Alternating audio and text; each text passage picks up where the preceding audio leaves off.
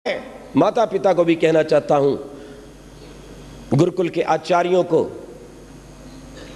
विद्यालयों के प्राचार्यों को मैं कहना चाहता हूं, और यहां बैठे हुए युवक और युवतियों को कहना चाहता हूं, यदि आप स्वस्थ, सुंदर, बलवान बनना चाहते हो, निरोग बनना चाहते हो, बिस्मिल भगत सिंह आज़ाद के समान यदि अपने भारत की रक्षा करना चाहते हो, तो आज से एक नियम बना लो कि प्रत्येक कन्या को आप बहन कहेंगे और प्रत्येक कन्या दूसरे लड़के को भाई कहेगी। भाई और बहन कहने में ही रोग चले जाते हैं और पवित्रता आ जाती है। करके देखिए, और इसी का प्रयोग कार्यालयों में कीजिए। जो विवाहित हैं उनको भी मैं कहना चाहता हूं, क्यों नहीं प्रयोग करते? इसलिए नहीं करते ना कि मामला गड़बड़ है। इसलिए ब्रह्मचर्य की रक्षा के लिए ध्यान रखना, यह साधन है। सात्विक भोजन, प्रतिदिन व्यायाम, आपके शरीर की शक्ति खप जाए। ब्रह्मचर्य, सर्वांग आसन, गाय का दूध, सब्जी, दिन भर पानी पीते रहना ताकि कब्ज ना हो। कब्ज नहीं होगी तो ब्रह्मचर्य की रक्षा होगी। रात्रि जल्दी सो जाना। जो रात भर जागते हैं, रात को वायु बढ़ती है, वायु मन को चंचल करती है और वो व्यक्ति कोई भी कुकर्म कर सकता है, वो अपने आपे से बाहर होता है। ध्यान रखना इस बात को। और रात्रि मंत्रों का पाठ करके सोइए। तन्मे मनः शिव संकल्पमस्तु। हमारे यहां ब्रह्मचारियों को ब्रह्मचर्य की रक्षा के लिए एक मेखला बांधी जाती थी, शायद आपने कभी देखी हो, और उस मेखला में एक गांठ होती थी बहुत मोटी, मूंज की मेखला, पीछे मोटी गांठ। क्या रहस्य था उसका? कि ये विद्यार्थी सीधा ना सोए। सीधा सोने से ब्रह्मचर्य की हानि होती है, हमारे पेट का और उधर हमारे मूत्राशय का दबाव पड़ता है। इसलिए यदि आपने ब्रह्मचर्य की रक्षा करनी है, बिना स्वप्न के शांत निद्रा में सोना है, पवित्र बल को प्राप्त करना है, तो सदा करवट में सोइए। बायां करवट सबसे अच्छा है, दाहिना स्वर चलता है, शरीर में अग्नि का विकास होता है और सब कुछ पच जाता है। ध्यान रखिए, ये एक और साधन है।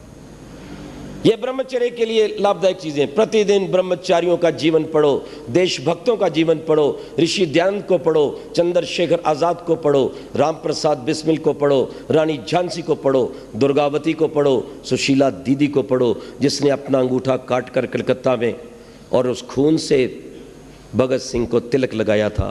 तुम मेरे भाई हो, मेरे खून का ध्यान रखोगे और अपने देश की आज़ादी के लिए जीवन भर काम करते रहोगे।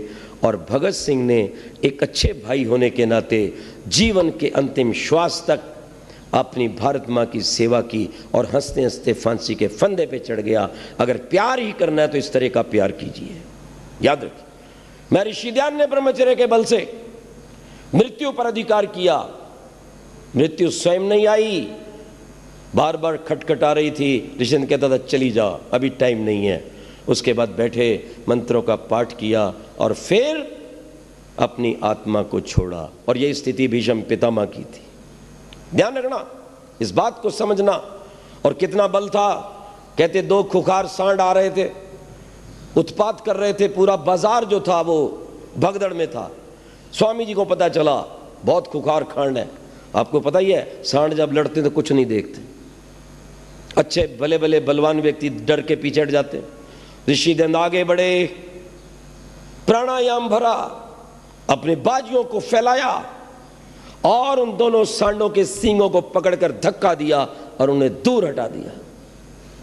ब्रह्मचर्य आप में बल भरेगा, सुंदरता बढ़ेगा, तेज भरेगा, बुद्धि को भरेगा, आपको जीने का आनंद आएगा। और जब उस जीवन की ज्योति, ब्रह्मचर्य की ज्योति को लेकर आप ओम का जप करेंगे तो भगवान आपको शीघ्र मिलेगा। पक्की बात कहता हूं। और ठीक इससे विपरीत, अंडा या खाने वाला व्यक्ति 20 जन्म में ब्रह्मचर्य का पालन नहीं कर सकता, वो जरूर अपने जीवन को बर्बाद करेगा, क्योंकि वो उत्तेजना पैदा करता है और वो व्यक्ति व्यसनी बनता है। शराब, मांस, दुराचार, गंदे गीत, अपने हाथों से कुचेष्टा करना, जीवन में गंदे विचार लाना, ये ब्रह्मचर्य का पतन है। जब तक आप 16 वर्ष से बड़े ना हो जाएं, 25 वर्ष से बड़े ना हो जाएं, तब तक विवाह की बात मत सोचें। और सोचें तो इस विचार को लेकर सोचें, मैंने जो जीवन में तप किया है मैंने जो विद्या प्राप्त की है, मैंने जो संयम किया है, इसके द्वारा अगर मैं इसका प्रयोग करूंगा तो अपने देश के लिए अच्छी बलवान सुंदर संतान दूंगा जो अपने देश को स्वतंत्र करवा सके, अन्यथा मैं अपने शरीर की शक्ति को बर्बाद नहीं होने दूंगा। हमेशा इस बात को भूलो। इसलिए भगवान वेद में कहता है अश्मा भवतु नस्तनु।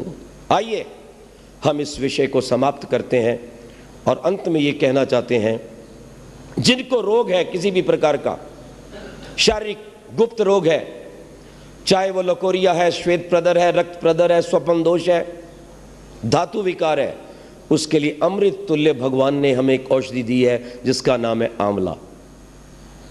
आज से यदि आप ब्रह्मचर्य की रक्षा चाहते हो, शरीर को सुंदर तेजस्वी बनाना चाहते हो, चाय को एक झटके में बंद कर दो, लाल मिर्च बंद कर दो, आंवले को छोड़कर शेष खटाई को बंद कर दो, आंवले का चूर्ण बनाओ मिश्री मिलाकर और दिन में 2-3 बार, अगर गर्मी है तो आप उसका सेवन पानी के साथ करें, अगर सर्दी है तो आप दूध के साथ भी कर सकते हैं, हल्के पानी से सर्व कर सकते हैं। ब्रह्मचर्य की रक्षा के लिए आप सर्वांगासन अनिवार्य रूप से करो, पूरे शरीर की रक्षा करेगा और आपके चेहरे को तेजस्वी और आपकी बुद्धि को सूक्ष्म माइक्रोस्कोपिक बनाएगा। सायंकाल प्रतिदिन बाह्य कुंभक प्राणायाम कीजिए।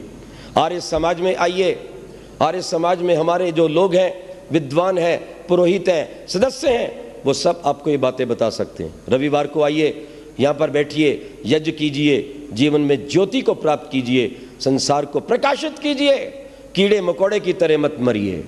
जिंदगी उसी की है जिसका दुनिया नाम जपती है। अरे जिंदगी यूं तो कुत्ते और बिल्ली की भी कटती है, अच्छा है कुछ काम करना, देश धर्म का इस नाव में, नाव खाली हो तो मझधार में पलटती है।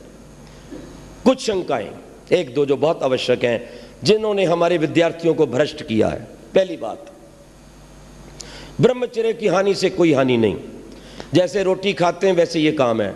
मैंने कहा महामूर्ख, ये रोटी वाला काम नहीं है। रोटी शरीर की आवश्यकता है, वो शरीर में बल बढ़ता है, तेज बढ़ता है, खून बढ़ता है, और इससे कोई चीज़ बढ़ती नहीं। इससे चेहरा जो है धूमल हो जाता है, पाचन क्रिया बिगड़ जाती। जो व्यक्ति ब्रह्मचर्य की हानि करता है, चाहे विद्यार्थी है, चाहे गृहस्थ है, चाहे वो वृद्ध है, पहला काम वो करेगी, उसके चेहरे को बर्बाद कर देगी। दूसरी बात, उसकी भूख कम हो जाएगी। तीसरा काम, उसे बार बार बुखार होगा।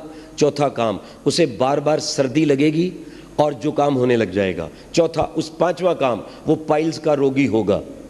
लिख लेना मेरी इन बातों को, मैं दावे के साथ कहता हूं, क्योंकि जो आप खाते हैं वो गाड़ी का तेल है, पेट्रोल है, डीजल है, परंतु एक होता है इंजन ऑयल जिससे गाड़ी चलती है, और अगर इंजन ऑयल समाप्त हो जाए तो इंजन सीज्ड हो जाता है। और इस गाड़ी के लिए जो पानी पीते हैं, दूध रोटी खाते हैं, ये तो है इसकी खुराक, लेकिन इसकी जान जो है, इसका जो आधार है वो है ब्रह्मचर्य।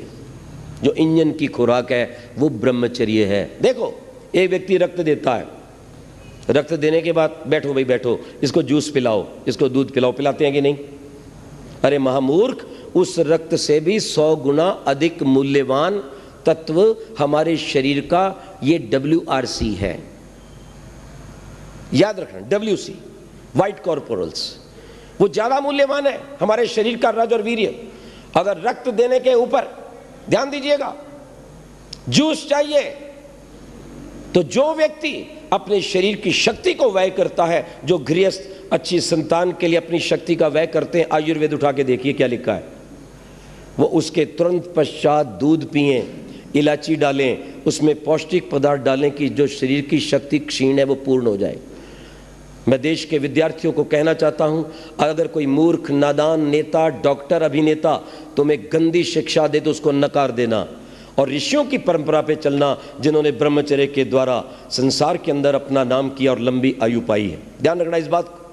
इसलिए मैं कहना चाहता हूं, उस रक्त से भी ज्यादा कीमती हमारे शरीर का रज और वीर्य है। ध्यान दो इस बात की ओर। कुछ लोग कहते हैं इससे कुछ फर्क नहीं पड़ता। ध्यान देना, तितलियां जब संसार की वृद्धि करती हैं, परस्पर जुड़ती हैं, तो मृत्यु का शिकार हो जाती हैं। आज के दिन गहराई से देखिए, जितने आपके हृदय रोग हैं, जितनी शुगर की बीमारी है, ध्यान देना, इन सब का एक मौलिक कारण है ब्रह्मचर्य की हत्या की संयम कोई नहीं करवा रहा। इसलिए ऋषि ध्यान ने कहा था गृहस्थ आश्रम में होते हुए भी अगर संयम और ऋतुगामी है तो ब्रह्मचारी के तुल्य है। मैं अपने भाइयों को, बहनों को, विद्यार्थियों को यही कहना चाहता हूँ, अगर जीवन का, धरती का सुख लेना है और शक्ति को अपनी मुट्ठी में बंद करना है तो ब्रह्मचर्य का पालन करो। कौन कितना सुंदर है, कौन कितना, किसका चित्र कितना सुंदर है, जितना उसका चरित्र सुंदर है। ध्यान दीजिएगा इस बात को।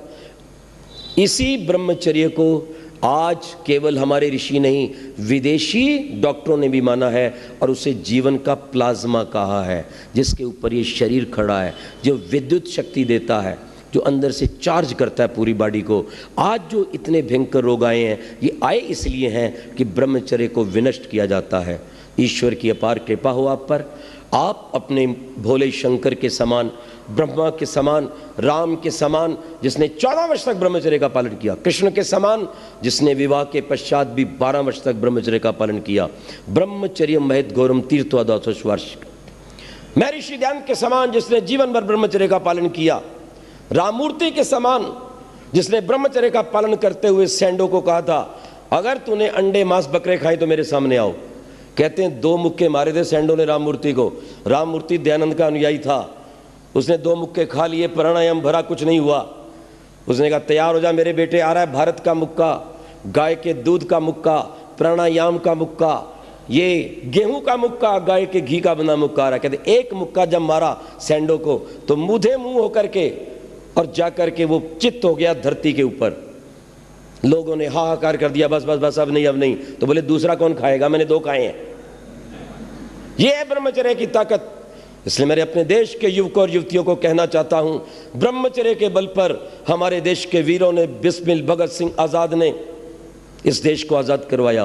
वो फांसी को देखकर भी व्यायाम प्राणायाम करते थे।